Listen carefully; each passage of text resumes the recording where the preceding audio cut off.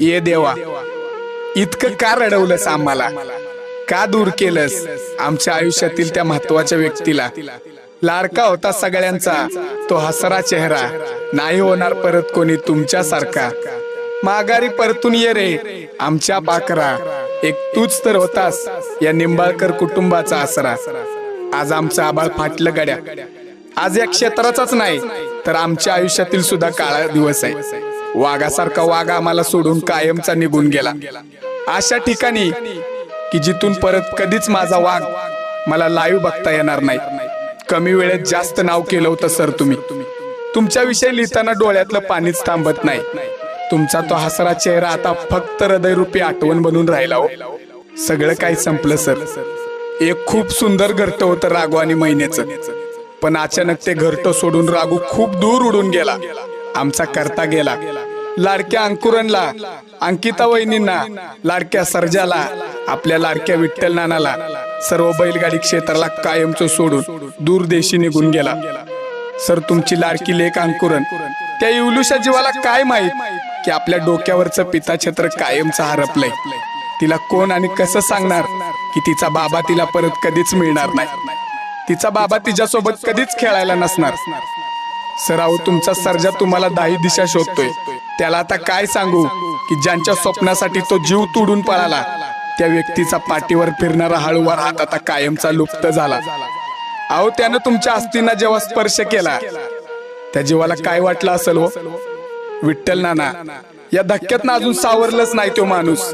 कारण नानांच्या डोक्यावर डोंगरासारखी उभी असणारी रणजित नावाची सावली कायमची सोडून गेली. नाना उन्हात पडला हो सर. राहुलभाईंना त्यांचा जीवलग परत कधीच भेटणार नाही, त्यांना कधी कॉल करणार नाही, या विचारानं तो माणूस पूर्ण तुटून गेलाय. सर खूप आठवणी आहेत सोबतच्या. सांगता सांगता कलम संपल, पण आठवणी कधीच नाही. आपली पहिली भेट झाली होती कोरेगाव हिंद केसरी मैदानात. तेव्हा तुम्ही मला सांगितलं होतं सर, आद्या एवढा शिकलायस गड्या, काहीतरी चांगलं काम कर, हुशार पण आहेस, आवड राहू दे, पण तू खूप मोठा माणूस होशील असं वाटतंय मला. त्यावेळी माझा नंबर घे, काय वाटलं तर मला बिंदास कॉल कर, मी तुझ्यासाठी कधी पण उभा आहे असं बोलला होता तुम्ही मला. तुझ्या आवाजात जादू आहे बघ, मस्त लिहितोयस तू. माझ्या सर्जासाठी एक पत्र मला लिहून दे, ते मला स्वतःच्या आवाजात करायचं आहे असं बोलला होता. पण तुमच्यासाठी पत्र लिहावं लागेल असा कधी विचार पण केला नाही हो सर.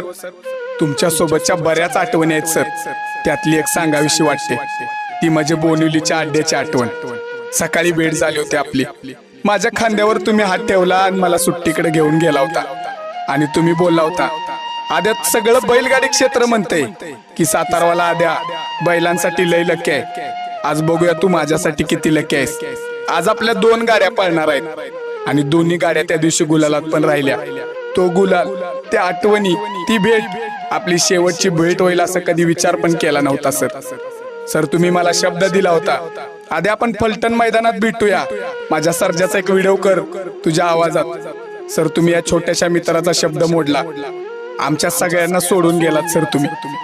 शेवटचं एक बोलू का सर? लाखो येतील लाखो जातील, पण सत्य बोलणारा, आपली बाजू परखडपणे मांडणारा, सगळ्यांना सोबत घेऊन चालणारा रणजित सर परत कधीच होऊ शकत नाही. आम्ही जातो आमच्या गावा, आमचा राम राम घ्यावा, आजवर होतो तुमच्या गावी, आता मात्र कृपा असू द्यावी. आता कसले येणे जाणे, सहज कुंटले बोलणे, रामकृष्ण विठ्ठल बोला, तुका चालला वैकुंठाला. आम्ही जातो तुम्ही कृपा असू द्यावी, सकाळ सांगावी विनंती माझी, वाढ वेळ झाली उभा पांडुरंग, वैकुंठी श्रीरंग बोलवितो, अंतकाळी विठू आम्हासी पावला, कुडी सहित गुप्त झाला तुका. भावपूर्ण श्रद्धांजली सर, भावपूर्ण श्रद्धांजली.